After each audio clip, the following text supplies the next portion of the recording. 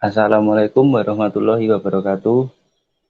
Kami dari kelompok 2 ingin mempresentasikan tentang tugas mata kuliah Sinema Studi yang diampu oleh Pak Surya Triatmaja Ramadhani, Sarjana Komputer Magister Engineering.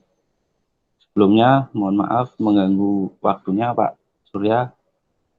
Kami dari kelompok 2 yang beranggotakan ada Fatimah, ada Amelia Sahira, ada Virus Nisa Nur, ada saya sendiri Erpanditya Agna Adiatma, ada Edo Lintang, dan ada Dara Ayu Eka. Ya, untuk slide yang ketiga akan dijelaskan oleh Mbak Amel. Yang pertama, skenario. Bagian skenario terdapat premis yang menceritakan tentang seorang mahasiswi yang gagal pulang kampung karena uangnya dicuri oleh temannya. Pada bagian sinopsis, berisi tentang Tantri merupakan seorang mahasiswi rantau yang kini telah menginjak semester 5 dan tinggal di sebuah kos, sehingga jauh dari keluarganya. Saat ini kondisi dunia sedang tidak baik-baik saja karena pandemi COVID-19. Kondisi tersebut sangat memberi pengaruh terhadap mahasiswa. Tantri sangat merindukan keluarganya di kampung dan membutuhkan semangat dari orang-orang terdekatnya. Namun, uang yang akan Tantri gunakan untuk pulang kampung telah dicuri, mengakibatkan Tantri gagal untuk pulang kampung. Ditambah lagi, Tantri harus berjuang sendirian di kos agar dapat melewati musibah yang dialami dengan baik.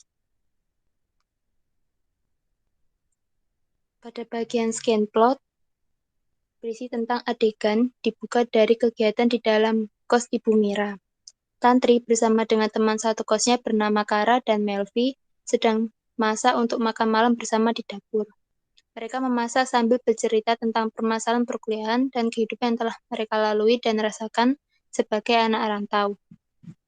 Pada bagian skin heading yang pertama ada internal kos Ibu Mira di dapur pada malam hari.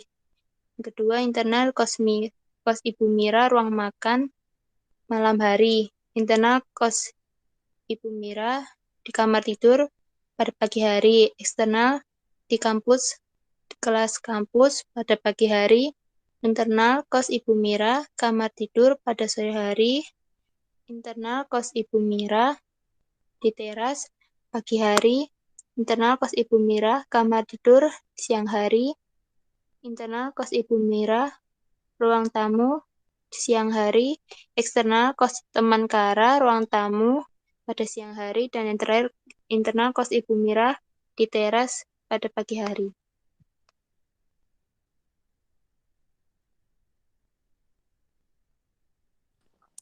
Berikut beberapa potongan dialog pada film ini.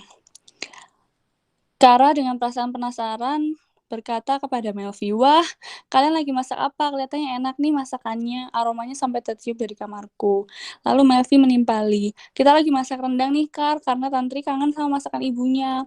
Kara dengan perasaan gembira dan semangat mengatakan, "Wah, senangnya. Di situasi pandemi ini kita memang harus berhemat karena keadaan keuangan jadi nggak stabil." Lokasi berada di dalam kos Ibu Mira, tepatnya di teras pagi hari. Tantri dengan bergembira menelpon ibunya menanyakan kabarnya. "Halo, assalamualaikum Bu, gimana kabar Ibu dan keluarga di kampung? Semua sehat-sehat kan Ibu?" Pada scene berikutnya juga masih di dalam kos Ibu Mira, tepatnya ada di ruang tamu siang hari. Tantri sedang mencoba mencari informasi tentang keberadaan Kara dan Melvi, teman satu kosnya, dan juga pada Ibu Mira yang merupakan ibu kosnya. Scene berikutnya masih bertepatan di kos Ibu Mira di teras pagi hari. Tantri mengatakan kepada ibunya bahwa dia sangat sedih karena tidak bisa pulang untuk merayakan Hari Raya Idul Fitri bareng dengan keluarga. "Assalamualaikum Bu, minal aidin wal faizin. Maaf Tantri belum bisa merayain bareng-bareng lagi tahun ini bersama keluarga." Next. Berikut ini merupakan beberapa teks skrip yang ada pada film ini. Teks skrip pertama itu menunjukkan background yang berada di ruangan dapur kos Ibu Mira pada saat malam hari. Teks skrip kedua itu menunjukkan keadaan bercengkrama hangat di ruang makan pada malam hari. Teks skrip ketiga menunjukkan background di dalam kamar kos dengan seseorang sedang bersolek untuk bersiap ke kampus di pagi hari. Teks skrip keempat menggambarkan suasana kelas di kampus yang riuh saat pagi hari. Teks skrip kelima menunjukkan background di depan pintu kamar kos Ibu Mira di sore hari. Teks skrip keenam menunjukkan background di dalam kamar kos di sore hari dengan suasana sedih. Teks skrip ketujuh menunjukkan suasana haru rindu seorang anak pada ibunya di sebuah teras rumah di pagi hari. Teks skrip ke-8 menunjukkan seseorang dengan keadaan panik, gelisah, mondar-mandir di dalam kamar berkali-kali sambil melihat layar handphonenya.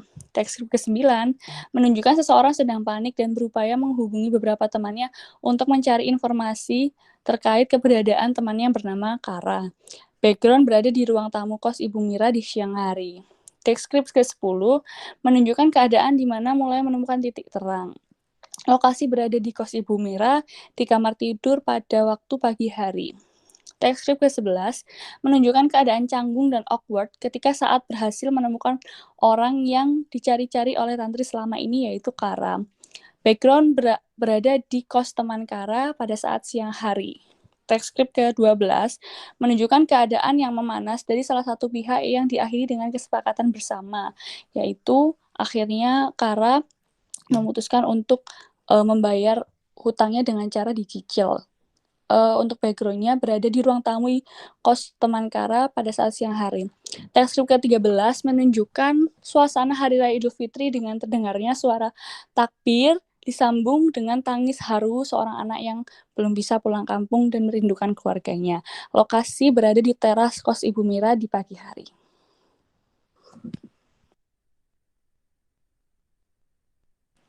Next. Untuk bagian storyboard, di sini ada 3 adegan pertama. Adegan pertama menceritakan tentang Tantri dan Melvi sedang memasak makan malam berdua di dapur kos. Kemudian Kara datang untuk bergabung. Selanjutnya pada adegan kedua menceritakan setelah masakan sudah siap, Tantri, Melvi, dan Kara makan bersama di ruang makan. Di samping makan malam bersama, mereka juga saling bercerita. Untuk adegan ketiga, paginya Tantri sedang bersiap-siap untuk kuliah blended di kampus sambil memakai produk Wardah. Next. Adegan keempat, di tengah perkuliahan Tantri menjadi kepikiran Kara karena merasa ada yang aneh dengan tingkah laku Kara yang tiba-tiba berubah menjadi pendiam. Adegan 5, mengingat cerita Tantri kemarin saat mereka makan malam bersama di ruang makan, Kara memutuskan untuk menemui Tantri di kamarnya. Adegan ke-6, pada pagi hari Tantri menelpon ibunya untuk menanyakan kabar.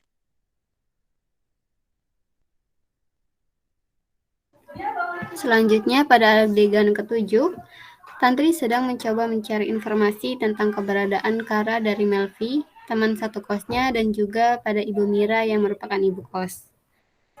Kemudian pada adegan ke-8, Tantri memutuskan untuk menuju lokasi tempat Kara menginap.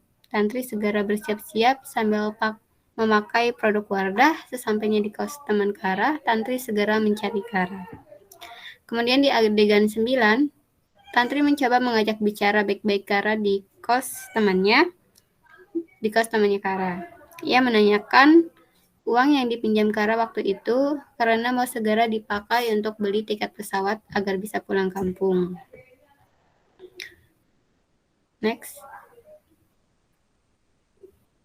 Selanjutnya di adegan ke-10, di adegan terakhir, pada akhirnya Tantri dengan terpaksa batal untuk pulang kampung dan merayakan Lebaran bersama keluarganya. Seperti tahun sebelumnya, Tantri akan merayakannya kembali di kos bersama ibu kos dan juga teman lainnya yang tidak pulang. Tantri hanya bisa menghubungi ibunya lewat telepon. Ya, sekian. Ini merupakan hasil presentasi dari kami kelompok 2 yang berjudul Pengen Balik Kampung untuk memenuhi tugas mata kuliah Sinema Studi. Bila ada kesalahan atau salah kata, mohon dimaafkan. Billahi taufik walhidayah. Wassalamualaikum warahmatullahi wabarakatuh.